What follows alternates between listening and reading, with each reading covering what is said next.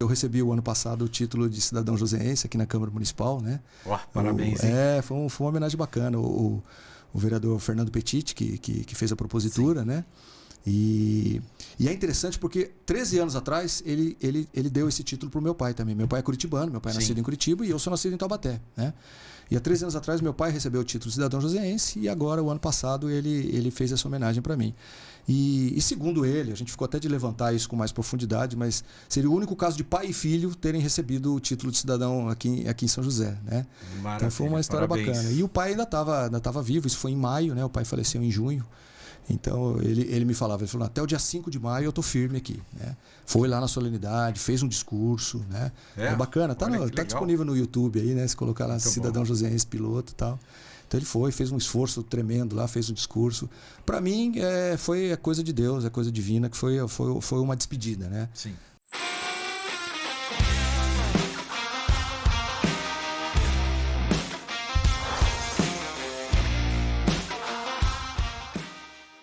Fala pessoal, mais um ManzaCast, Lúcio Manzanetti. Nosso canal é dedicado a falar sobre engenharia, arquitetura, trazer todo mundo ligado ao setor da construção civil. Agradecer os patrocinadores, Obratec Projetos e Polo Vale Decor. Hoje eu tenho aqui um querido amigo que eu reencontrei depois de muito tempo aí, José Eduardo Piloto. Fala Piloto, tudo bem? Tudo bem, Lúcio? Tudo Você sabe que é um prazer muito grande, uma alegria estar aqui com você. Hoje chegou a minha vez, né? Verdade. Eu que sou um assíduo, acompanho aí os podcasts aqui, seu, da Convap. E hoje chegou a minha vez, estou muito feliz. Show de bola. Ele tem uma história muito longa, extensa na engenharia, né? O pai também era engenheiro, militar, né? Ele vai contar aqui pra gente. Mas diz ele que não estudou engenharia por conta do pai. Então, Piloto, conta pra gente, né? Por que você foi estudar engenharia? Essa é uma história interessante, né? Eu tenho 2 irmãs, nós somos em 3 lá. Uhum. E família toda de longe, né? Então as minhas brincadeiras enquanto criança era meio que sozinho, né? Eu jogava futebol de botão, era eu contra eu, né? Uhum. E nessas brincadeiras eu tinha o hábito de pegar jornal e ficar olhando as plantas baixas dos apartamentos que estavam sendo anunciados lá. Sim. E eu me imaginava, coisa de criança, né? Coisa de criatividade, eu me imaginava morando naqueles projetos, né? E isso, com o passar dos anos, foi criando essa coisa de gostar da engenharia, de querer produzir aquele tipo de produto, né? Então, a decisão de fazer engenharia civil veio muito cedo, assim, no início do ensino médio eu já tinha deliberado que queria fazer engenharia civil. Você é civil. Queria civil. E o pai atuava na área já? Então, o meu pai nessa época, né, nós viemos para São José porque meu pai era militar, né, fez a Academia Militar das Agulhas Negras, lá ele já optou pela arma de engenharia, então ele também tinha essa paixão pela engenharia, né? E ele estava em Pindamonhangaba, que tem um batalhão de engenharia, né, uma unidade lá. E aí ele acabou veredando para a área da política, ele foi vereador lá, ele foi vereador junto com o Alckmin lá na primeira vereança, né? Só que o pai era Arena, o Alckmin era MDB e tal. E à época ele foi convidado daí pelo então prefeito, né, Sérgio Sobral de Oliveira, aqui em São José, para vir ser diretor de obras aqui na prefeitura. E legal, naquela época São José estava, né, norte, né? Eu sou nascido em Taubaté, né? E naquela época Taubaté era a capital do Vale, mas São José estava no auge, ele estava despontando, né? E aí ele veio então para trabalhar com o Sérgio Sobral de Oliveira e aí nós viemos para cá. Eu vim para cá com 5 anos de idade, né? Vim para São José. E aí nesse início então de vida profissional do meu pai aqui em São José, ele trabalhou na prefeitura, depois ele trabalhou na Engesa, né? Que era a fábrica de material bélico. E depois é que ele montou então um escritório de cálculo estrutural, né? E se fixou daí nesse tipo de atividade, né? E era bem diferente do cálculo que a gente vê hoje em dia, né? Sim, sim. Computador e tal. Sim, então, sim. Régua de cálculo, como é que funcionava? Conta pra gente os bastidores aí do... Você sabe que eu desenhei, né, durante alguns anos já na faculdade, né? Depois que eu ingressei na faculdade, eu fui trabalhar na Ericsson. Trabalhei 3 anos lá na parte de controle de qualidade e tal. E eu fazia turma na Ericsson, né? Entrava às 5 horas da manhã, saía às 3 horas da tarde. E aí meu pai me puxou, falou, não, você vai vir desenhar para mim aqui. Lúcio, prancheta, né? Normógrafo, nanquim, né? Tá? E eu sou canhoto, cara. Eu normógrafo, existia normógrafo para canhoto lá nos Estados Unidos, na Europa, que você tinha que importar, eram outros tempos, né? Nós estamos falando década de 80, né? E eu tive que aprender a trabalhar com normógrafo com a mão direita para desenhar. E aí começava, errava uma vezinha lá, passava gilete, né? Dá aquela raspadinha, né? Raspadinha. Até furar o papel.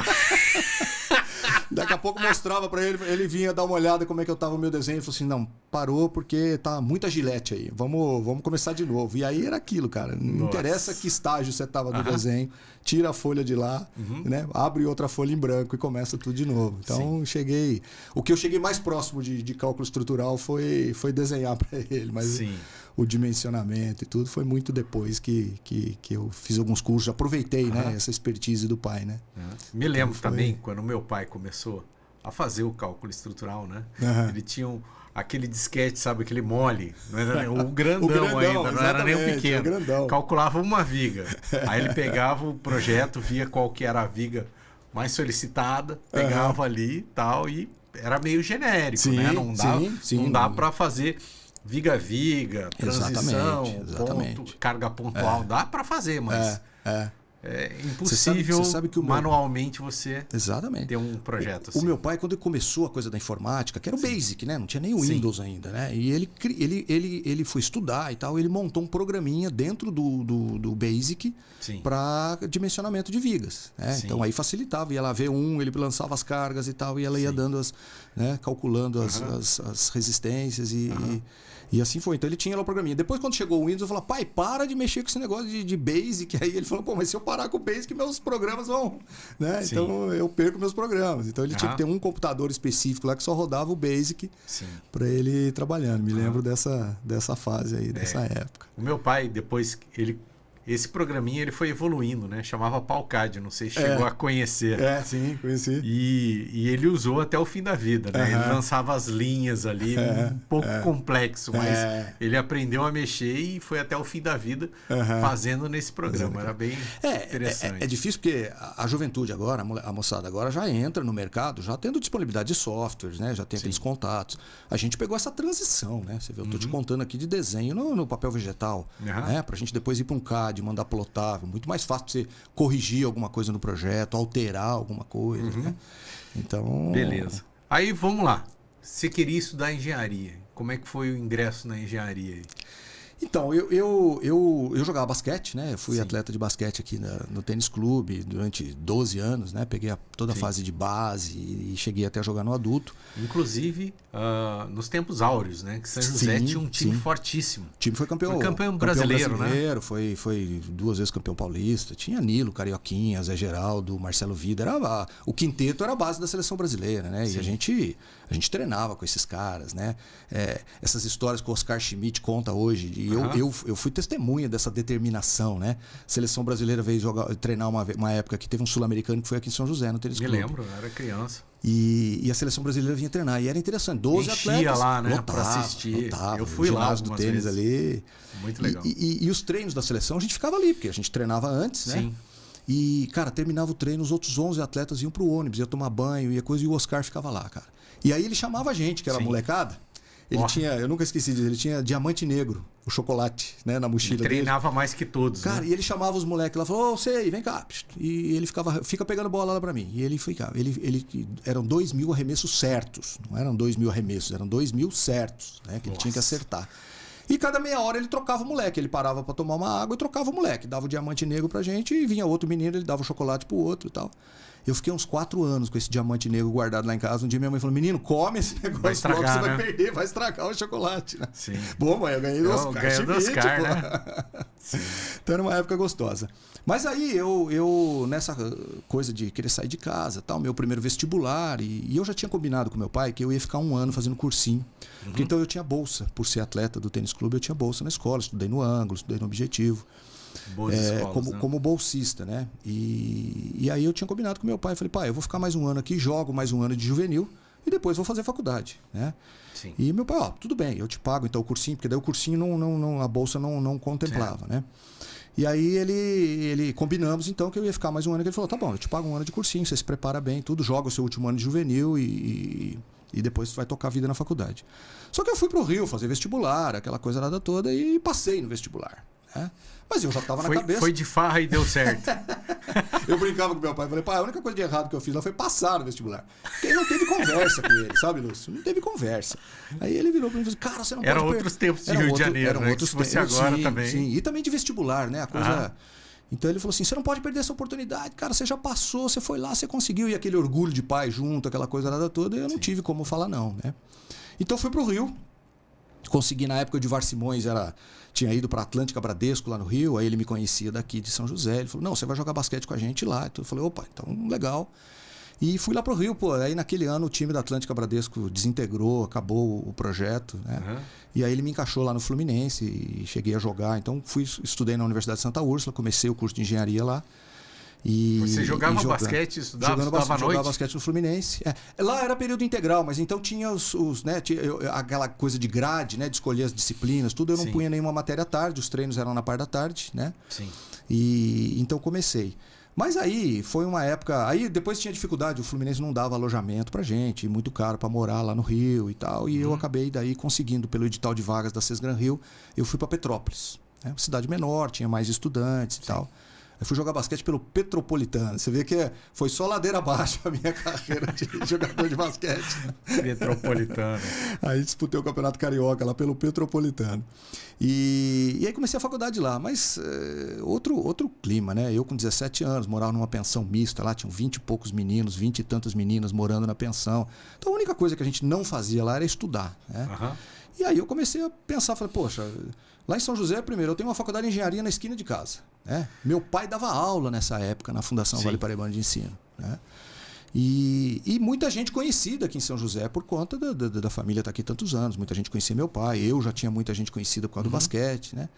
Então eu comecei a enxergar, eu falei, cara, eu vou terminar a faculdade aqui no Rio, ninguém sabe que eu me formei, né? E às vezes eu vinha para cá no final de semana e encontrava com algum colega, pô, você sumiu lá dos rachas de basquete, não te vejo mais. Eu falei, não, eu tô estudando, tô fazendo faculdade. Rachão lá do CTA. O rachão, eu ia no rachão do CTA, famoso, né? O Diléu, que faleceu agora recentemente, né? Tinha uma meu irmão jogava lá, Agostinho, não sei se chegou a conhecer. Conheci seu irmão, cara. Sim. Conheci seu irmão. E tinha os rachas no tênis. Então o pessoal me encontrava, quando eu falava que estava estudando fora, que estava fazendo engenharia, o pessoal, cara, quando você estiver no 4º ano, você me procura, eu vou arrumar estágio para você lá na fábrica. Porque naquela época, Lúcio, os jogos das indústrias eram muito fortes aqui em São José. Sim. Tinha aquela briga de todo mundo querer bater a Embraer, né?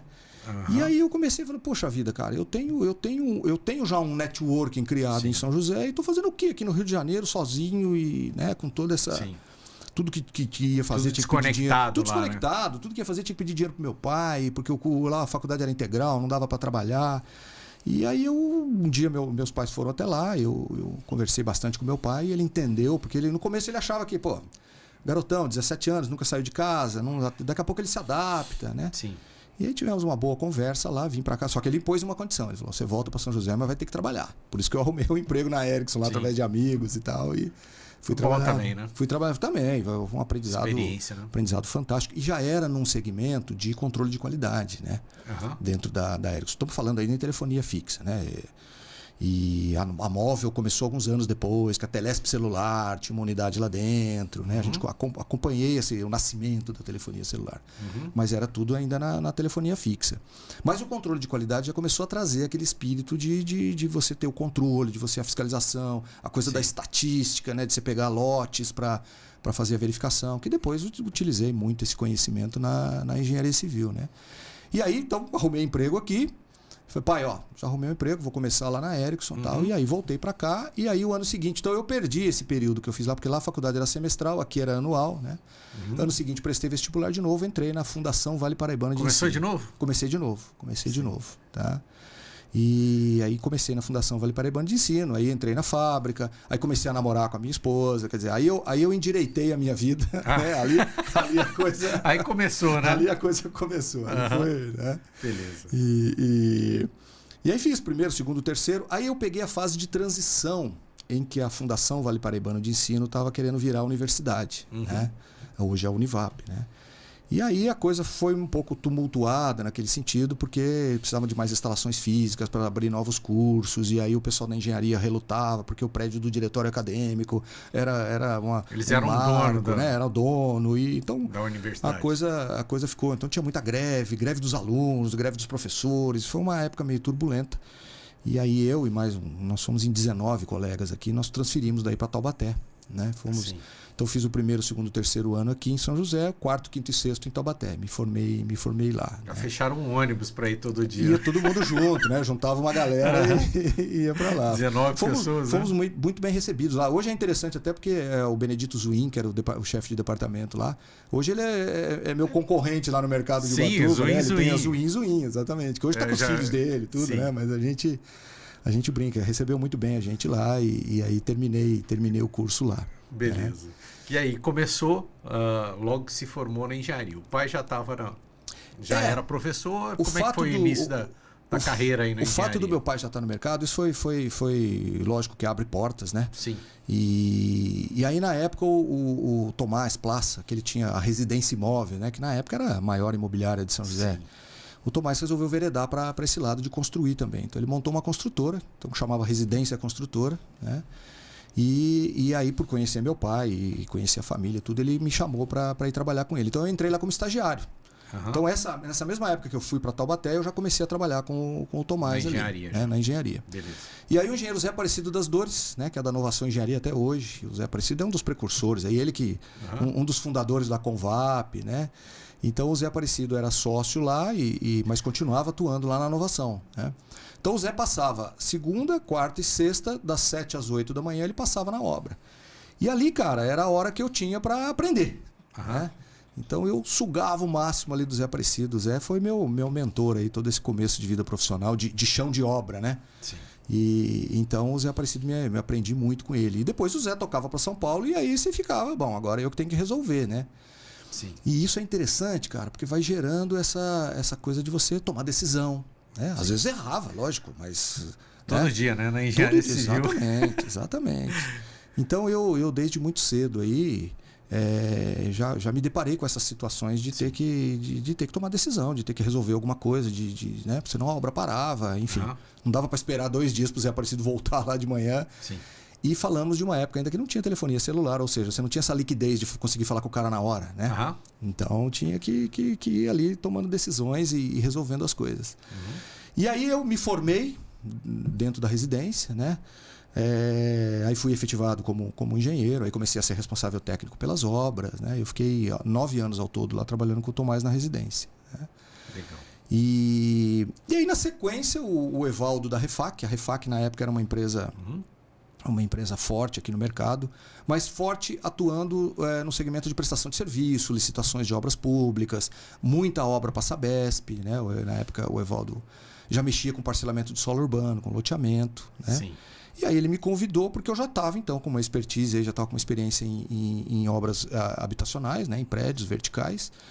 E ele, piloto, você não quer vir trabalhar com a gente? Eu estou querendo abrir uma perna aqui para fazer os prédios e tal. E eu topei a ideia, o Tomás já estava desacelerando na época, já estava querendo voltar mais para a área de imobiliária, né? É um segredinho que ninguém conta, mas o corretor ganha mais do que o engenheiro, do que o incorporador, né? E aí eu fui para a Refac, fiz um dos primeiros prédios ali no Aquários, o edifício Atlanta, né? E era interessante porque às vezes a gente chegava cedo na obra, antes das 7 eu já estava lá. Às vezes umas 10 horas da manhã batia aquela fome, cara. Eu ia a pé até o Carrefour lá, atravessava, não tinha... Carrefour aqui do lado, né? E o lá Atlanta, no Aquários não tinha nada, né? Só mato. Nada, só na época... mato. Vinha ali atravessando as quadras em linha reta, cara. O edifício Atlanta é lá próximo agora do Taust, lá, né? Nós estamos lá naquela ponta, lá perto do seminário. É aquele da esquina ali do Taust. O da esquina é o Dallas, né? Que eu fiz depois, e o Atlanta, o de trás, que foi o primeiro, né? Sim. E então em 1997 eu vim para a Refac. E fizemos o Atlanta, e depois aí foi uma sucessão de prédios aí, o edifício Dallas, depois fizemos a Maria Rita, lá, esses dias eu recebi o título de cidadão joseense e no meio da homenagem ela falou, eu moro num prédio que você construiu, que tem a tua assinatura lá. Sim, que lá é o edifício, na Vila Ema, né? Na Vila Ema, ali o edifício Aragon, ali foi um que a gente fez também pela Refac, o Blue Tower, lá na Demar de Barros. Aí foram vários vários empreendimentos, né? Depois disso, você foi para Miríade Construtora. Isso, aí também é uma história interessante que eu sempre comento com os meus alunos, né? Eu falo, cara, cuidado com as tuas atitudes, com as coisas que você faz, porque sempre tem gente te olhando. Sempre tem alguém te olhando, né? A Refac tinha essa característica de ter muitos investidores, né? O pessoal que comprava para investir. Então eu comprava lá na planta, lá no momento zero do empreendimento, né? E esse grupo de investidores estava ali, acompanhava, via. Não investia só na Refac, investia em outras consultoras também. Na época, a consultora Paraíso, lá do Kojima, enfim, em outros loteamentos, né? Era um grupo de investidores. E em determinado momento, esse grupo foi instigado a... por que vocês não fazem um negócio junto? Criam um CNPJ, a tributação é menor, né? E outra, vocês têm mais a rédea do negócio. Porque às vezes eles investiam em alguma empresa que o empreendimento atrasava, o cliente daí ligava para eles, cobrando, eles não tinham poder de decisão ali, eles dependiam que aquela construtora, aquela incorporadora tocasse, né? E eles gostaram da ideia e aí aquilo, né? Eles estavam lá observando, o piloto faz um trabalho legal, as obras da Refac têm boa qualidade, termina no prazo, né? E aí houve o convite, né? Piloto, vamos começar do zero. Vamos começar do zero, vamos montar uma consultora, porque o grande dilema deles era, tudo bem, a gente tem o recurso financeiro, mas quem vai tocar? Quem vai ter a experiência para, né, fazer os empreendimentos, cuidar da parte mais técnica, né? Sim. E aí veio esse convite, nós ficamos lá uns 6 meses namorando, né? Vamos chamar assim, como é que ia formatar isso, né? Legal. Porque na minha cabeça era aquilo, trocar o certo pelo duvidoso, né? Eu já estou numa empresa estabilizada, já com um histórico no mercado. O que você acha, né? Mas... E um receio era assim, tá bom, a gente que estava vivenciando a construção civil, a gente sabe, a gente estava conversando aqui anteriormente, você tem que aprender a lidar com as frustrações, porque elas são quase que diárias, né? Sim. É o fornecedor que não entrega material, o funcionário que não vai, é um dia que você programa um monte de atividade, aí chove, você tem que aportar, né? E eu falei, esse pessoal, como investidor, tá bom, eles vão lá, fazem o primeiro empreendimento, vão sentir na pele o dia a dia da obra, né? E vão falar, não quero mais essa brincadeira, não quero mais brincar disso, né? Então na época foi um período assim de muita conversa com a minha esposa, muita conversa com meu pai, né? Para tomar decisão. E graças a Deus, né? Agora estamos aí caminhando, agora em março de 2025 a gente faz 20 anos de empresa, 20 anos de Miríade. Né? Rapaz. E a gente sabe que nesse nosso país, com essas oscilações de política, de economia e tudo, você conseguir manter uma empresa por 20 anos é um grande feito, né? Então a gente fica muito orgulhoso disso, né? Vocês fazem muitos empreendimentos em Ubatuba, né? A Miríade Construtora. Isso. Logo no começo vocês já começaram a empreender lá no litoral? Nós começamos aqui no mercado em São José, né, com um loteamento. Note, esse grupo, como ele era um grupo de investidores, eles investiam mais até em loteamentos, né, em pegar um empreendimento lá no momento zero dele, porque a valorização era maior, do que em unidades habitacionais. Né? Mas aí a gente começou, nós fizemos, então concluímos o primeiro loteamento, aí dentro do loteamento ficamos com algumas áreas que a gente não pôs à venda exatamente para empreender. Aqui em São José, lá no residencial Ana Maria, né? Lá perto do gás, lá, tá? Indo lá para o Novo Horizonte. Aí nós já reservamos uns terrenos maiores, aí lá nós fizemos um conjunto de casas, né? Sobrados, 15 sobrados. E aí foi legal, porque foi o meu primeiro grande desafio, né? Mostrar para aquele grupo o nosso potencial, né? Então a gente montou um cronograma de obras, viabilidade, tudo para 12 meses de obra, nesses 15 sobrados. Né? E aí eu falei, cara, eu preciso surpreender esses caras. Entreguei o empreendimento com 8 meses. Beleza, hein? Sobradinho até? Para o investidor, sobrados, né? Eram 15 unidades assobradadas de 3 dormitórios, era um bom padrão. E aí assim, fachadinha colorida, com movimento, o empreendimento ficou bonito, sabe? Ele, inclusive, destoava para o local, para a posição onde ele estava ali. Porque ficou um empreendimento que realmente chamou atenção. Né? Mas aí você vai valorizando a área e a área vai acompanhando o entorno. Né? Ganha todo mundo. Melhorar mundo, né? Ganha todo bairro, mundo. Né? Exato. Então foi o primeiro grande desafio. E aí note, né? Um grupo de investidores, né? Essa coisa do conceito do dinheiro no tempo, né? Que falta a gente trabalhar isso mais para os alunos de engenharia, né?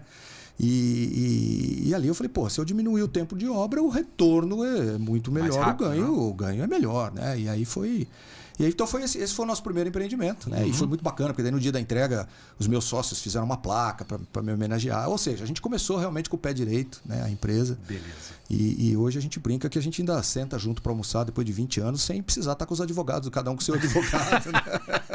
Ó, isso é bom, né? É o sinal que a empresa está indo bem, né? Beleza.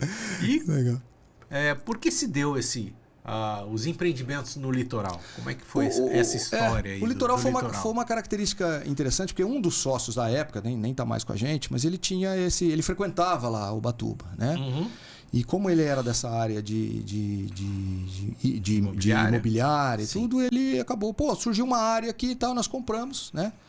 Até o Manuel Conde, aqui da Forma Conde, né, que tá no mercado aqui, foi a primeira área, era dele, ele que vendeu esse terreno pra gente lá.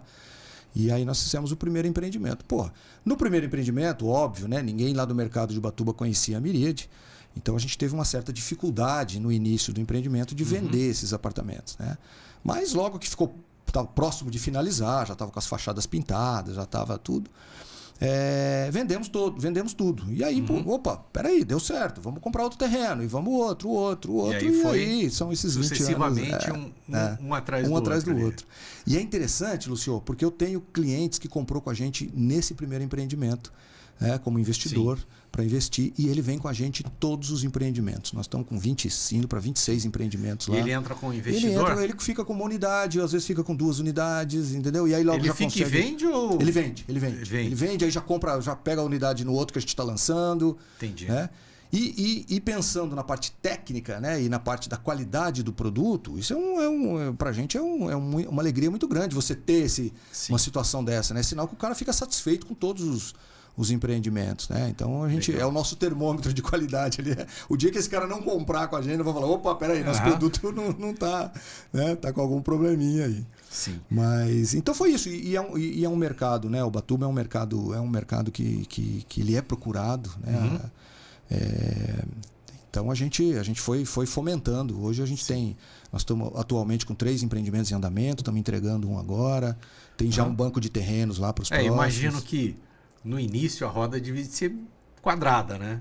No seguinte sentido, você faz um prédio para poder vender aquele empreendimento, adquirir um terreno e depois começar outro, né? O ideal é que assim, um está fazendo a fundação, o outro está acabando, né? Porque o cara faz alvenaria para você não perder a equipe. Sim, para você então ir você casando, tem que estar você tem que estar um no acabamento e um na obra bruta ali para poder fazer um giro certinho. A gente tem procurado agora manter no mínimo 3 canteiros ativos. É a situação que eu estou passando agora. Eu estou na fase agora de entrega de um empreendimento, estou com outro que está iniciando a fase de acabamento, ou seja, já terminamos a estrutura, e estou com outro agora que eu fiz os pilares da transição, né? Então vou começar agora a laje de transição, a alvenaria, tá? E agora em abril do ano que vem, passando a época de chuvas aí, porque esse é um grande problema lá embaixo, né? Eu ia perguntar. É a uba-chuva, né? Eu ia perguntar disso. Tá? Então a gente já inicia um outro para daí eu começar exatamente essa escalada do jeito que você falou, né? A equipe de alvenaria fica intercalando entre um empreendimento e o outro, e o pessoal de forma e armação, mesma coisa, né? A gente fica fazendo esse jogo lá. Sim. Mas uma coisa que foi muito produtiva e foi uma ideia, um conceito que a gente acabou levando quando a gente começou lá em Ubatuba, que a gente falou, a gente tem que ter algum diferencial. Já tinha os caciques lá do mercado lá embaixo, né? Eu falei, entrar aqui do zero e começar a concorrer com esses caras, né? Então a gente começou a levar, por exemplo, começamos a fabricar esquadria já com a tela mosquiteiro já vindo de fábrica. Sim. Tá? Eu, com a alvenaria estrutural lá, a gente já começou de cara a trabalhar com 14 fiados, ou seja, um pé direito mais alto. Então, isso propiciava uma excelente ventilação no apartamento. Então, muito cliente falava pra gente, cara, eu ia pôr ar-condicionado aqui, nem vou, porque eu abro todas as janelas do apartamento, fecho as telas mosquiteiras, não tem problema com inseto, com tudo isso aí. E a circulação de ar, como o pé direito é alto, né? Então, a gente começou. Nós fomos os precursores lá da medição individualizada de água. Tá? Hoje já é lei aqui em São José, em São Paulo, né? Naquela época não era ainda. Mas o que a gente começou a entender? Um cliente do empreendimento é morador de Ubatuba, ou seja, família de 4 pessoas, 4 banhos por dia, todos os dias, né? E o outro só vai para lá veranear em janeiro, E aí esse cara que só vai passar janeiro lá fica o ano inteiro pagando a conta do outro. Né? Pagando a conta com o outro. Então, né, a gente procurou criar, aí o gás também a gente individualizou, né? Então a gente procurou ir criando elementos ali que fossem diferenciais perante os outros empreendimentos, né? Sim. Depois os caras vão copiando e aí a gente tem que ir criando novos e assim ir levando, né? Então a gente tem essa característica de entregar o empreendimento, a gente brinca sempre na assembleia e em todas as assembleias de entrega vou eu e mais um sócio, né? Hoje nós somos em 3 na empresa, Sim. então pelo menos sempre 2 estão lá, né? Então é o sócio lá dando a cara, você está falando com o dono da empresa. E a gente entrega, eu brinco lá que eu entrego de fato e de direito, porque a gente entrega a chave da unidade e a documentação junto. Né? Então já é matrícula verbada, já individualizada. Isso é uma coisa também muito importante, né? Sim. Então... Agora, aquela pergunta, né? As dificuldades de você fazer uma obra no litoral, né? Chove muito. Tem o pessoal lá, mora na praia, né? Os caiçaras e tal. Aquele sol forte todo dia. Conta um pouco dessa parte da dificuldade, né? Imagino que com 20 anos de obra você já tem uma equipe consolidada. Sim, graças a Deus. Mas sempre tem os perrengues, né? Tem. Lá, primeiro assim, né? A gente quando estava no mercado aqui em cima, aquela velocidade, né? Principalmente na alvenaria estrutural, aqueles objetivos de uma laje por semana, né? Lá esquece. Então, eu passei por uma fase que eu sofria muito e eu brincava, pô, isso aí vai me dar úlcera, gastrite, sei lá o quê, né? Porque lá, cara, a gente ainda tem o seguinte, chega essa época de final de novembro... Chove todo dia. Não, e o funcionário ele quer ir embora, ele pede para você mandar ele embora, ele começa a faltar e tudo, porque ele vai pegar a época de temporada e vai vender queijinho na praia, vai vender churrasquinho na praia, que ele tira muito trabalhar mais. De garçom. Aí ele trabalhar de garçom, nas pousadas, entendeu? E aí ele pega esse período de novembro a março, aí vai, que é o pico da temporada, né? E te abandona. E larga a obra. E eu ficava possesso, e eu falava, esse cara nunca mais eu contrato esse cara. Rapaz, chegava em março, eu só faltava estender tapete vermelho. Não, vem cá, entra aqui, vem trabalhar, porque falta mão de obra. Né? Você tinha que puxar o cara de volta. Então, eu levei alguns anos, né, para me adaptar com essa... Fora aquelas coisas, o cara chegava de bermuda, chinelão, né? E a gente aqui, porra, com NR18, norma de segurança, aquela preocupação. Eu sou o responsável técnico pela obra, se acontecer alguma coisa, é meu nome, né? E então era uma briga. E até hoje, né? A gente ainda se depara com situações de que o cara... A velocidade é outra, né? É outro ritmo. Então... Eu confesso para você que foi uma dificuldade muito grande me adaptar a esse novo ritmo, né? Mas isso hoje também, no final da ponta lá do apartamento, acaba impactando no valor do trabalho, por conta do tempo. Sim. E também, eu sei que o concreto lá em Ubatuba, da última vez que eu ouvi falar, estava uns 850 metros cúbicos. Exatamente. Tipo, quase o dobro do que é aqui em São José dos Campos. Esses dias eu contei, né, para os meus alunos em sala de aula e eu falei desse negócio do custo de concreto. E era o pessoal, até eram os alunos aqui da MZ3 lá. Sim. E eles levaram a nota fiscal, levaram uma cópia da nota fiscal na outra aula, meio que porque eu falei para eles, cara, eu nem vou ficar falando disso, senão eu vou começar a chorar aqui na aula, vou me aborrecer, vai estragar meu dia. Os caras levaram a nota fiscal, pô. Mesmo polimix, mesma concreteira, preço do concreto aqui, o cara tá na faixa de 500, o FCK 30 MPA, aqui tá na faixa de uns R$500 e eu pago lá quase 900, né? 868 lá um metro cúbico. Isso é outra coisa que dói, viu? Dá vontade de encher a caçamba da Montana de concreto e levar lá para baixo. Então. Por isso o preço do apartamento, metro quadrado é outro também, diferente, né? É diferente, exatamente. Você não consegue ter. Exatamente. E também, além do valor do concreto, a gente tem as dificuldades de fundação. Eu faço projetos lá em Ubatuba e acho que 100% dos projetos que eu já fiz em Ubatuba, o solo... ele começa a ter uma certa resistência com 25 metros de profundidade. Então, a gente faz com cravado, né? Sim. Sotef faz lá. Lá, você sabe que... Conta aí, 20 anos de fundação... Pra gente conhecer um pouco dessa É interessante história. Porque às vezes tem cliente que compra com a gente lá e a gente monta canteiro de obra, tudo, e o cara vai. Os prédios são baixos, né? São baixos, são 5 pavimentos lá no máximo, né? Lá é pilotis mais 4 pavimentos tipo e no 5º pavimento a gente pode ocupar 50%, né? E então o cliente passa lá pela frente da obra e às vezes liga para a consultora ou manda um e-mail, pô, a obra não começou? Falei, cara, para cima nós vamos subir 15 metros de altura, tá? 5 pavimentos, né? eu já estou com 32 lá para baixo de fundação. Então, ou seja, eu já fiz 2 prédios lá. Né? Lá é interessante porque você tem essa camada de areia, depois você tem uma camada mais resistente, que é um problema, porque tem até um caso lá na Toninhas que o prédio, né, perdeu o prumo. Tem que passar, né? Você tem que passar essa camada, porque embaixo dela você tem uma outra camada de areia, uma camada mole. Né? Então o cara que é inexperiente no mercado de Ubatuba lá, que acha que pode assentar a fundação ali nessa camada mais rígida, a hora que você começa a colocar peso, há uma acomodação e o prédio se movimenta mesmo. Né? Então a gente tem que passar essa segunda camada de areia. Né? Eu, nesse último empreendimento agora, 32 metros de profundidade. 32. Cara, com estaca pré-moldada, com a... Nós temos também... A gente preza muito essa questão da parceria, né? Então nós temos alguns parceiros lá, e a Sotef é uma delas, o Cláudio está com a gente lá desde o primeiro empreendimento. Sim, né? muitos então, anos. Né? Meu pai gostava muito do Cláudio, o Cláudio também gostava muito dele. Vamos chamar o Cláudio para vir aqui. O Cláudio é um cara bacana. Vamos trazer ele aqui para ele contar um pouco aí da história. Também tem livros publicados, o Cláudio. Muitos. Quando eu estive lá, ele me deu os livros. Né? Legal. O livrão. Massa, tá lá no meu escritório. Cláudio é uma cidade. Mas o mais interessante de tudo isso, de fazer obra em Ubatuba, cara, é que às vezes tem gente que me liga, né? Eu tô lá embaixo na obra, eu desço toda semana. Você atende o telefone, o cara, ô piloto, você tá aqui em São José? Eu falo, não, cara, eu tô em Ubatuba. O cara, desculpa, não sabia que você estava de férias. Toda semana, né? De férias. O cara acha pelo fato de você estar em Ubatuba, você tá de férias. Aí eu falo, cara, tô aqui de botina de obra, calça jeans, né? Capacete na cabeça. Quando eu vou pra Ubatuba visitar a obra também, a gente tem bastante lá. É brabo, né? Você de calça jeans, botinão lá, e o sol lá é diferente. Judia, né? Bem ardido, né? Bem forte. Mas assim, a fundação lá em Ubatuba, né? Também já fiz na Ilhabela. Tem alguns casos também. Ilhabela eu já peguei rocha, que você pega na montanha, você pega a rocha e pega uma argila boa, mas é um vale, né?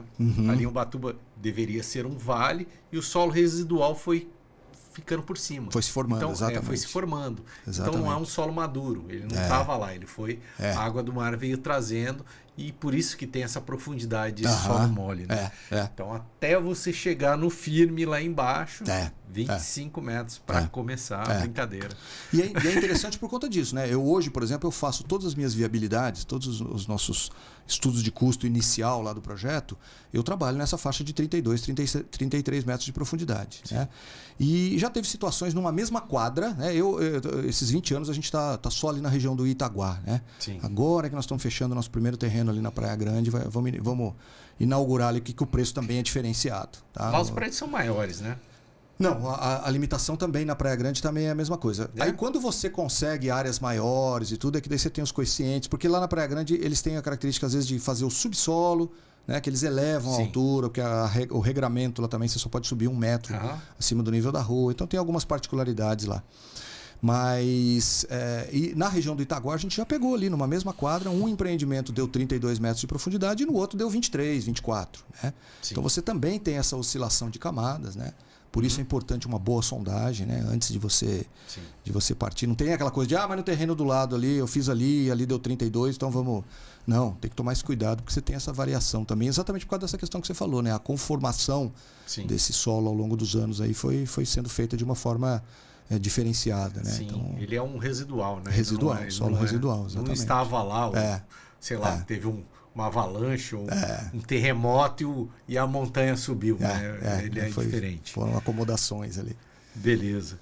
E ao longo desses 20 anos de Miríade, quantos empreendimentos a Miríade já lançou? Você sabe de cabeça? Nós também atuamos, aí nós temos uma perna também que a gente gosta muito de trabalhar com loteamentos, né? Com parcelamento de solo urbano. Então nós temos loteamentos em Taubaté, que a gente já entregou 2 lá. Estamos executando um agora em Jacarezinho, no Paraná, ali logo na divisa, né? Ourinhos é a última cidade aqui do estado de São Paulo, passou a divisa. Nós estamos com loteamento ali. Nós temos 2 áreas em Maringá, lá no Paraná, que nós estamos em fase de aprovação. Né? Rapaz, e aí quinta-feira você vai para Ubatuba. Que dia que você vai para Maringá? Você sabe que Jacarezinho, a gente começou a obra esse ano, eu comecei em final de maio. E aí tava naquela, puxa, eu preciso ir lá, a gente contratei uma empresa lá, chave na mão, né? Mas temos que ir lá olhar. Lá são lotes, né? Lá são lotes, lá é só infraestrutura de loteamento, né? Então rede de água, rede de esgoto, guia, sarjeta, asfalto, né? Parte de infra. E eu com esse compromisso de dar aula à noite aqui todas as noites, né? E obra Sim. e tudo. Aí o que eu fiz? Primeira semana de julho, faculdade de férias, eu fui para Jacarezinho, passei uns 3 dias lá e fiscalizando obra. Hoje com as ferramentas que a gente tem, né? Eles fazem lá filmagem por drone uma vez por mês e me mandam. Diariamente a gente tem um grupo no WhatsApp, lá o empreiteiro me manda fotografia. Então você vai acompanhando a evolução, Sim. né? Mas então eu tive que aproveitei o mês de julho, agora final de ano aí também terminando as aulas na faculdade, vamos para lá de novo e assim a gente vai, né? Maravilha. Mas eu não posso reclamar desse aspecto, porque a gente vê que profissionais da área de engenharia, né? Você tem essa coisa mesmo de tá mudando de local, de canteiro de obra, né? De estar atuando. O tempo todo, né? Então eu graças a Deus, né? Com essa oportunidade, são obras aqui perto. Já fiz muita obra em Mogi das Cruzes e em Taubaté, São José, mas tudo aqui, tudo obra próxima, né? Jacarezinho é mais distante. Aí vamos ver quando começar Maringá. Aí vai ser um pouquinho mais complexo. Maringá é Paraná, né? Maringá é no Paraná. Maringá nós temos 2 áreas lá que a gente está em desenvolvimento, está na fase de aprovação. Beleza. E quando é que surgiu essa... Quando você virou mestre, né? Começou a dar aula. Seu pai era mestre. Fez o mesmo caminho do pai ali, virou professor universitário. Eu venho de uma família, o meu avô, né, o pai do meu pai, foi professor no Mackenzie. E é interessante porque agora meu filho se formou lá no Mackenzie, né? Então Civil ou não? Meu filho fez direito. Meu filho fez direito. Então, essa é uma das coisas que me levou a dar aula, foi também essa coisa dos meninos, né? Eu sou de uma época, Lúcio, que você não tinha internet, não tinha Google, né? Então, você queria aprender alguma coisa, se aprimorar em alguma coisa, era comprar livros, né? Sim. E essa cultura o meu pai tinha muito. Meu pai, até agora, no final de vida dele, meu pai entrava, ele não conseguia entrar numa livraria sem sair com um livro debaixo do braço, né? E então essa coisa de comprar livros, eu também começou muito cedo isso, né? E na época da Pini, né? A gente tinha as publicações, eu fiz muitos cursos da Pini em São Paulo, aqueles cursos de quinta, sexta-feira, né? Você ia lá passar 2 dias lá, imersão. TCPO, né? TCPO. Eu sou assinante até hoje, né? Eles têm o TCPO Web ainda, né? Tem. Então hoje é no portal ali. Mas, então eu sempre fui muito rato de livraria, né? Comprava livros. E eu tenho uma biblioteca em casa, uma coisa fantástica, né? Sim. E aí, cara, o meu pai professor, a minha irmã professora. Inclusive, tem os livros que seu pai também escreveu, né? Que ele publicou, exatamente. Vamos falar disso. Né? Então, meu pai professor, minha irmã professora. E ele sempre falava, cara, você tem que dar aula, você gosta de falar, você tem bastante experiência e tal. E eu brigava com ele, sabe? Brigava com meu pai e com a minha irmã. Tenho Porque tempo. eu falava, quem dá aula? Eu não tenho tempo. E eu sempre gostei de criança. Quando meus meninos nasceram, minha vida era construtora e à noite ir para casa ficar com eles, né? Sim. E eu falava, eu quero ficar com meus filhos, imagina que eu vou dar aula, não sei o quê. E chegava e falava, pô, vocês acham que tudo na vida é só dar aula? E brigava, né? E chegou um ano, veio a proposta de que meu pai então iria dar aula, mas ele já estava com mais idade. Tudo. A minha irmã falou, cara, você não dá uma ajuda pro pai, porque tem as coisas de lançar nota, tem toda uma parte burocrática, né? Sim. Montar os slides e tal. Você ajuda o pai e o pai fica como professor. E aí foi uma proposta bacana. Eu já sempre tive essa relação com meu pai, de além da relação pai e filho, essa relação forte de amizade, uma relação de trabalho também, né? Porque os empreendimentos da Miríade, meu pai que fazia o cálculo estrutural de todos eles, né? Então essa coisa da gente ir junto na obra, da gente ficar discutindo, às vezes no almoço de domingo, logo depois do almoço, abrir projeto lá e discutir alguma coisa, né? Achar alguma solução. E aí era uma oportunidade, então, da gente ir para a sala de aula junto, né? E aí a proposta era quarta-feira de manhã, né? Das 10 ao meio-dia ali, dar uma aula. Mas já começou com um grande desafio, né? Que era a disciplina de pontes e grandes estruturas, né? Falei, bom, o pai é que vai dar aula, eu vou junto aqui, né? E aí nós começamos em 2018, né? E aí, Lúcio, aí eu descobri uma coisa que foi interessante, porque assim, na construção civil, principalmente a gente que vai para campo, né? Que vai para obra mesmo, que vai para o canteiro, os ciclos são muito longos, né? Então, desde a hora que, sei lá, idealiza um projeto, compra terreno, viabilidade, aprovação, né? E até você passar lá os 5 anos de pós-obra, e às vezes isso não se limita só aos 5 anos, né? Então o ciclo é muito longo, sabe? É aquela coisa que não tem fim. E aí você vai acumulando empreendimentos. Você me perguntou quantos a gente fez, nós estamos com 26 lá, empreendimentos residenciais lá em Ubatuba. Então, é aquilo, chega uma hora que você vai tendo que, você tem que ter olhos para tudo isso, opa, tem uma manutenção aqui, tem um chamaro lá estão fazendo uma consulta, se pode mexer em alvenaria estrutural, tem essas limitações, né?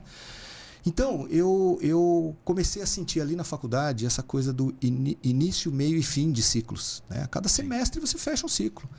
E isso começou a me fazer bem, sabe? Porque eu estava entrando num período ali que eu não conseguia me desligar dos problemas da obra, da coisa do dia a dia. Minha esposa às vezes propunha, vamos fazer uma viagem, vamos sair no fim de semana, vamos assistir um filme. E eu não conseguia me desligar. Aquilo estava... E aí, em sala de aula, eu comecei a perceber, opa, acabava a aula, eu falei, nossa, cara, tô leve, né? Esquecia dos problemas, né? Era uma terapia, então não era uma aula. Eu comecei a brincar, eu falei, cara, eu vou pra Nárnia, né? É a hora que eu... Sim. E aí, soma-se a isso o fato de que meus 2 filhos não quiseram ir para essa área de exatas, essa área da engenharia, né? Aí eu comecei a me questionar, falei, cara, esse monte de livro, essa biblioteca gigantesca que eu tenho aqui, isso aí vai para onde, né? E aí o fato de você começar a dar aula, isso me obrigou a voltar a estudar, né? Porque uma coisa é a prática, outra coisa é você como passar essa teoria, né? Sim. Então eu comecei a revisitar meus livros, comecei a voltar a estudar, isso deu uma revigorada, isso me fez um bem, né? E aí começou a dar certo, porque os alunos também começaram a gostar, porque eu, quer queira, quer não, acabo levando também esse lado do dia a dia da obra, né? Essa parte mais prática mesmo, né? Lógico, eu tenho que passar pelo escopo ali da disciplina, eu tenho que passar pela parte teórica, mas a gente começa a levar experiências, histórias de obra, e eles se encantam com isso, né? Porque é o futuro deles ali, é o que eles esperam. Acho que o Rodrigo Miranda também foi seu aluno, né? Também. Trabalha lá no escritório. Tem uma galerinha grande aí. E aí é gostoso, porque aí você começa eu falo isso para eles, né? Se eu conseguir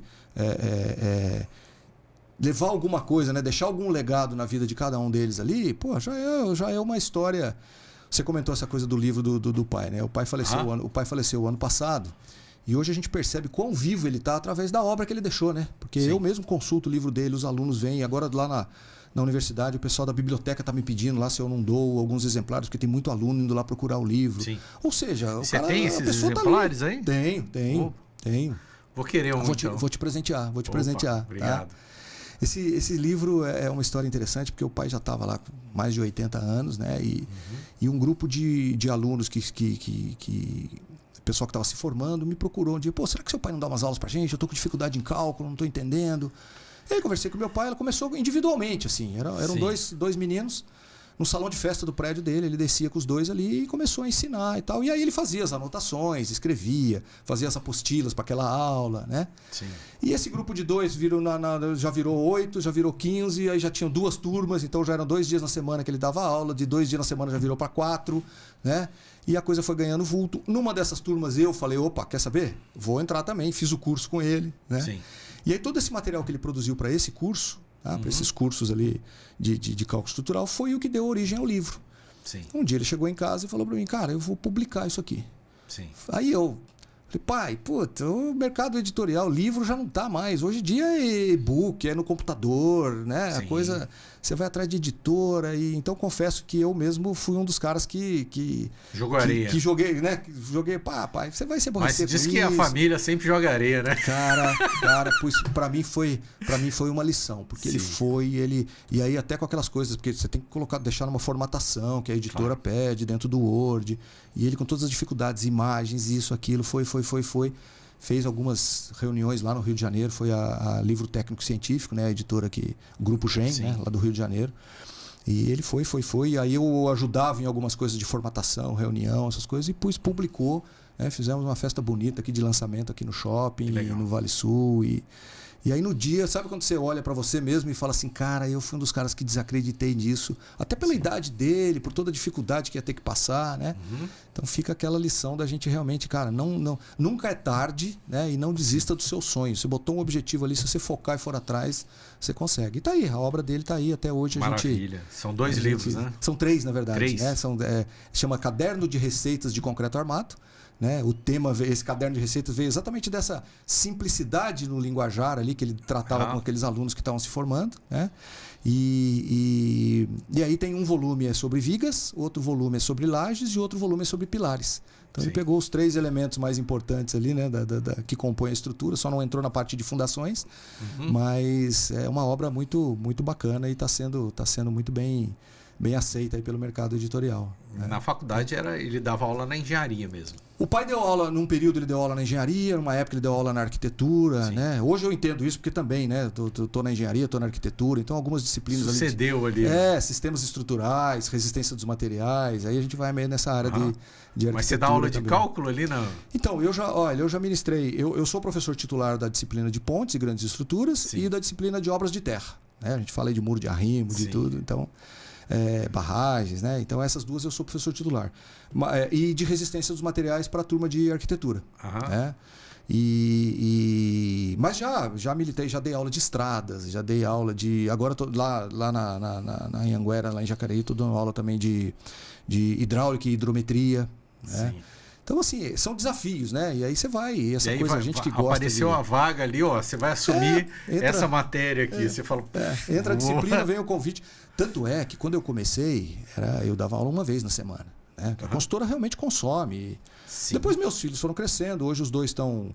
Um já se formou em Direito lá no Mackenzie, está trabalhando num escritório grande lá em Campinas. O mais novo está fazendo administração, né? Você comentou ali do curso de administração que você fez. Está fazendo administração na PUC lá em Campinas. Então os dois estão morando lá, estou eu e a esposa aqui. E aí essa coisa de uma vez por semana, como estava fazendo bem, já começa o convite. Pô, piloto, a teoria das estruturas, você pega e tal. Hoje eu estou com as 5 noites da semana comprometidas, né? De segunda a sexta. Rapaz, todo dia? Todos os dias. Todos os dias. Quinta-feira, por exemplo, volta de Ubatuba e vai direto para a faculdade e vamos dar aula. Né? Então, das 7 às 11? Das 7 às 10, né? 7 às 10. Das 7 às 10. Das 7 às 10 até às 10 da noite. Rapaz, muito trabalho mesmo. Mas você sabe que assim, tem esse aspecto que eu te falei, né? Dessa coisa do ciclo, de fazer bem, da gente se sentir ativo, né? E outra coisa também é isso, eu convivi com o final de vida do meu pai ali e a gente vê as dificuldades, que meu pai lúcido de tudo, cabeça boa, né? Mas como ele foi acometido com Parkinson há 20 anos, então aquela luta contra o Parkinson, então a parte física estava mais... Então a gente começa a ver essas dificuldades e é aquilo, né? É aprender com aquilo que a gente está... Então eu começava a olhar e falar, cara, eu tô na idade aqui que é o recheio do bolo, cara. Se eu não aproveitar essa fase agora que a gente tem disposição, manter você atividade tem, manter total, atividade, né? Sabe? Então eu brinco, né? Eu quando faço lá minha parte física, academia, essas coisas, eu tenho um personal lá que me acompanha. E eu falo com ele, cara, o meu eu de 85 vai agradecer o meu eu agora de 55 que está fazendo essas coisas. Não, né? mas está bem. Pô. Então pensando um pouco nessa coisa Foi atleta, né? Isso. E ainda a pratica memória, esporte, né? até hoje, né? Não sei em qual horário que você põe isso na sua agenda, né? Mas parabéns. A vida bem ativa mesmo. Mas isso é uma característica de família, né? A minha irmã também, a gente brinca que ela é ligada no 440, né? Não é nem 220. Então eu falo assim, cara, se não tiver coisa para fazer, você procura alguma coisa, você vai achar, né? Você vai pegar um livro, vai estudar, vai... Maravilha. Então tem umas imagens aqui de uns projetos em Ubatuba, vamos dar uma olhadinha aqui. Legal. Ó, 2 torres aí. Isso, esse empreendimento nós estamos iniciando a entrega de chaves ali da Torre B, né? O Vila Belágio, fica projeto da Carol Magno, projeto da Carolina Magno, exatamente. Um abraço, parceira nossa lá. A Carol, a gente tem uma história de muitos anos aí também. Legal. Esses são 44 apartamentos, né? Assim, nessas 2 torres, apartamentos de 2 dormitórios, ali na região do Itaguá. Ficou um projeto muito bonito. Né? Esse empreendimento é o Vila Monreale, também no Itaguá. Esses são 18 apartamentos. Esse empreendimento nós entregamos em agosto do ano passado. Sim. Né? Um empreendimento entregue, já está. Ficou um prédio também muito bonito, esse jogo de cores que a Carol colocou na fachada. Empreendimento também moderno, né? Com aqueles detalhes em alumínio, ficou bem bacana. Show. Esse é o Vila de Nápoles. Esse empreendimento nós vamos a entrega dele está programada para piscina em cima? Baixo. Todos eles, Lúcio. Sim. Lá, como a legislação lá permite que a gente faça, né, os 4 pavimentos tipo, sim, e que eu utilize só 50% lá da cobertura para como área vendável, né, comunidade. Aí você põe então, como eu já tenho a laje lá... Você faz cobertura ou 2 unidades em cima? Às vezes eu coloco um quintal, são 2 unidades com uma área descoberta um pouquinho maior, né? Mas dependendo do layout de projeto, a gente acaba fazendo, às vezes, o apartamento tipo mesmo, né? Repito o tipo de baixo. E o restante da laje, os outros 50% que eu não posso usar como área vendável, a gente utiliza como área de lazer, né? Sim. Porque lá as garagens ficam todas no térreo, né? O pilotismo, então embaixo eu não consigo... Esse aí daí já é a nossa perna, a perna da Miríade lá, que trabalha com parcelamento de solo urbano, né? Sim, isso é uma vista são aérea de vários lotes aqui, né? Isso, é um loteamento. Esse é um empreendimento pequeno, são 68 lotes ao todo. Esse é aquele empreendimento em Jacarezinho, lá no Paraná, que eu comentei com você. Né? Então, estamos aí na área de obras de parcelamento de solo também, que é uma área também bacana. Né? Maravilha. E empreendimentos futuros? Conta pra gente aí. Graças a Deus, estamos com bastante projetos aí no forno, né? Como diz. Nós temos um banco de área lá em Ubatuba, né? Eu estou agora numa fase de aprovação de mais um empreendimento. A gente está começando em abril do ano que vem, né? E já temos um banco de mais 5 áreas lá embaixo que a gente está desenvolvendo. Né? Tem esses loteamentos lá em Maringá, que eu comentei com você. Estamos com um projeto aí que nós estamos até trabalhando juntos, né? Nesse projeto. Gratidão pela parceria. Estamos lá. Quero te levar para Ubatuba agora para você ir lá. Bora. Você ir lá passar calor comigo lá também. Vamos lá, pô. Então, eu já tenho alguns projetos lá. Na verdade, eu tenho bastante. Muitos projetos em Ubatuba. Porque tem muito condomínio fechado também de casas. De casas, né? E a gente tem alguns arquitetos que a gente trabalha lá e eles têm muito projeto. Legal. Também. Grandes obras aí residenciais também lá em Ubatuba. Legal, nós vamos. Muito bom. Bom saber que você está por lá, porque, por exemplo, a concessionária de energia elétrica lá é a Neo Energia, né? A gente aqui está com a elétrica. Então, às vezes a gente busca algum parceiro local lá em função dessas. Sim. Mas aí você tendo contato lá, já vamos alinhar aí, sem dúvida nenhuma.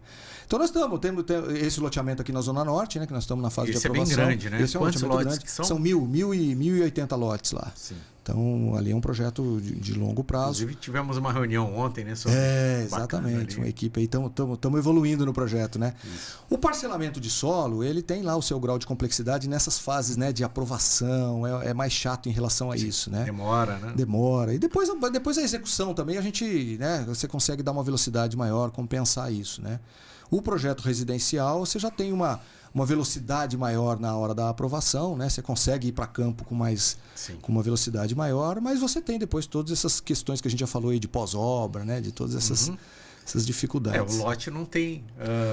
O lote não tem... Não tem do que a pessoa reclamar, né? Exatamente. Que ela vai lá, olha o lote e tal, comprou o lote, você entregou o lote. Você sabe que uma das disciplinas que eu já dei aula é sobre negócios imobiliários, né? Uma disciplina. Outra disciplina, eu esqueci de citar para você, que eu também sou professor titular, lá é gerenciamento de obras civis, né? Que daí é a minha praia mesmo, é o que infelizmente em algumas universidades aí está virando curso EAD, e, né? Hoje esse é um problema que a gente... Mas enfim, e aí nessa disciplina de negócios imobiliários a gente fala de todos os tipos de negócio imobiliário, né? Então entra shopping center, né? E a gente fala sobre cemitério, né? Que são empreendimentos imobiliários também, né? Exatamente. E que tem O cara me ligou e falou assim: ô Lúcio, cara, tem um projeto aqui. Não é muito bom não, mas... A introdução já foi. Eu já falei, lá vem. Era columbário. O que é um columbário, para quem não sabe? É um prédio de... Onde você tem as urnas, né? Tem os caixãozinhos ali que você vai colocando. Fiz já. A gente faz um pouco de tudo, exatamente. Né? E eu estava comentando com os alunos que na viabilidade, tudo é um tipo de empreendimento que tem um retorno muito, muito interessante. Lógico, tem a complexidade, né? Você tem que dar a destinação do chorume, fazer todas as camadas de drenagem. É um empreendimento complexo, né? Não é só você pegar um terreno e ir abrindo covas ali, né? Mas eu tenho um colega de faculdade que a gente se formou junto e ele se especializou, ele foi para essa área mesmo de não só da construção do cemitério, como também depois a parte de manutenção, né? E aí depois ele publicou até um livro, é interessante, com as histórias todas lá. O livro chama Coveiro de Luxo, né? Porque afinal de contas ele era um engenheiro ali da equipe, né? E ele vivia brincando com a gente. Ele falou, cara, vocês ficam aí com pós-obra, o cliente depois vem reclamar de manutenção, disso, aquilo. Lá nas minhas obras ninguém nunca voltou para reclamar. Ninguém fala nada, né? Falei, também se aparecer algum aí vai ser problemático, né? Então, por isso que essa coisa da engenharia civil, né? A gente se apaixona por isso porque o leque é muito grande, né? Você vê, a gente fala aqui de parcelamento de solo urbano, fala de obra residencial. Eu atuei também... Administração. Né? construção, projetos, né? É muito extenso. Eu tenho colega que vai para essa área de torres, né? De transmissão, linha de transmissão, construção de torres. Você tem toda a parte de hidráulica e hidrometria lá que eu comentei que estou na disciplina, agora estou me aprofundando um pouco mais. Então é um leque muito grande de opções. Fora as grandes empresas aí, que você vê grandes indústrias, muito CEO de empresa aí, muito político, né? Gente famosa, que você vai ver a origem de formação lá, engenheiro civil. Né? Então a gente acaba criando essa capacidade de resolver problema, de tomar decisões, às vezes decisões importantes, no calor do problema, porque a decisão tem que ser rápida, né? Então você vai fomentando. Calor é todo dia, né? Muitas emoções. Muitas emoções, só quem exatamente. Já fez algumas obras aí sabe o que estou falando, né? Que a batata é quente todo dia, todo né? Dia, todo dia. A gente quem não gosta de rotina, né? Quer dizer, você nunca tem um dia igual ao outro. Todo dia você tem atividades diferentes. Você vê, é dia no escritório, é dia que você está fora, reunião e obra, né? Viagem. Então nunca tem um dia igual ao outro. Então esse dinamismo ele é muito gostoso. Mas também praticamente você não tem um dia que você não tem algum tipo de frustração, algum tipo de situação que você tenha que resolver um problema, que você tenha, né? Então esse dinamismo ele é forte na nossa profissão, né? Sim, mas aí você vai criando casca. Vai também, criando casca, você vai exatamente. Ficando mais cascudo e também não vai sofrendo com qualquer coisinha, né? Porque senão, como você disse, a frustração é muito grande, né? É muito grande, exatamente. Então isso faz parte do dia a dia. Tem que sim, aprender aí com os anos de experiência, você vai ficando mais tranquilo. O Roxo aqui com você num podcast, o Roxo uma vez falou, a nossa profissão tem prazo de validade, né? Eu entendi o que ele quis dizer com aquilo, né? E o Roxo é muito tranquilo, né? Ele é sereno. Exatamente, beleza. Exatamente. Então, e aí você tem que ficar criando esses mecanismos, né? Então essa coisa de ir dar aula, de ir para a área de academia aí acabou me levando, né? Não só para essa questão de a gente estar compartilhando o conhecimento, passando essas experiências, mas também esse lado de me fazer bem, né? A coisa, você vai trabalhando com ciclos menores e vai voltando a estudar, isso retroalimenta, né, esse nosso processo. Né? Você sai um pouco daquele turbilhão da obra, volta para casa tranquilo depois da aula, dorme sossegado. No dia seguinte você volta para a consultora e novos turbilhões começam ali e assim vai fazendo o ciclo. Né? Isso aí. Que honra, hein? Muito gratidão. Bom. Eu aqui José mais Eduardo uma vez Piloto. Minha alegria. Isso aí. José Eduardo, ninguém sabe quem é, né? Mas piloto. Eu tenho muito amigo que até hoje não sabe ver às vezes uma placa de obra, alguma coisa assim, e fala, não sabia que seu nome era José Eduardo, né? Porque ficou piloto a vida toda. Eu falo para meus alunos desde o começo, eu falo assim, cara, criem a sua marca pessoal. Né? Então, crie a sua marca pessoal. Já começa usando nome e sobrenome, né? Sim. Porque eu te confesso que o sobrenome em si, por ser um nome forte e tudo, ele me ajudou muito, porque era aquilo, né? Quem fez aquele empreendimento? Você foi um engenheiro piloto. E aquele outro, engenheiro piloto. Então, dentro daquela linha que eu te falei no começo, que as pessoas estão sempre te olhando. E o piloto é legal, né? Que remete assim à direção, você vai tal, não sei, uma viagem, mas assim, eu vou te contar, é um nome muito legal. Eu vou te contar uma história rápida. Na frente ali do CTA, na entrada ali, tem uma praça ali que foi feita em homenagem ao Marechal Casimiro Montenegro. Quando teve que o Marechal Casimiro é o idealizador aí da Embraer, né? E nessa época quem contratou foi na época da Refac, e nós ganhamos a licitação lá, e quem contratou a gente era a Associação dos Ex-Alunos do ITA. E o presidente à época era o Osiris Silva. Sim. Né? Então nós fizemos lá a praça tal, e tinha a estátua do Marechal Casimiro. E essa estátua foi feita fora aqui de São José, foi um artista plástico lá do Rio de Janeiro e tal. E o dia que essa estátua estava chegando, né, veio a família, vieram ministros do governo federal aqui para receber a estátua. Nem era a inauguração ainda da praça, mas era a estátua. E a gente estava ali e eu tive a oportunidade, cara.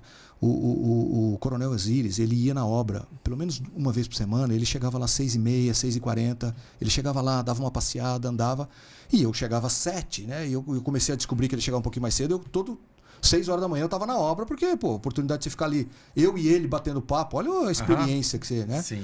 Então a gente conversava diariamente ali, eu contava minhas histórias, ele contava algumas coisas, dava alguns conselhos. E no dia que a estátua chegou, estava a viúva, né, à época, hoje ela já é falecida, a esposa do Marechal Casimiro e tal. Sim. E a estátua chegou ali, o doutor Osiris estava emocionado, inclusive, né? E uma hora ele veio até mim, assim, segurou no meu braço e falou baixinho no meu ouvido, ele falou assim, você vê, né? Marechal Casimiro era um cara tão inspirado, tão apaixonado pela aeronáutica, que até o engenheiro que está construindo a obra em homenagem a ele é um piloto. A visão, né? Ele já linkou, né? Sim, muito legal. O Dr. Osíris é um cara fantástico, né? Ele tem uma inteligência. Então ele já linkou, ele falou, porra, até o engenheiro responsável pela obra em homenagem a ele tem o sobrenome piloto, pô. O cara, né?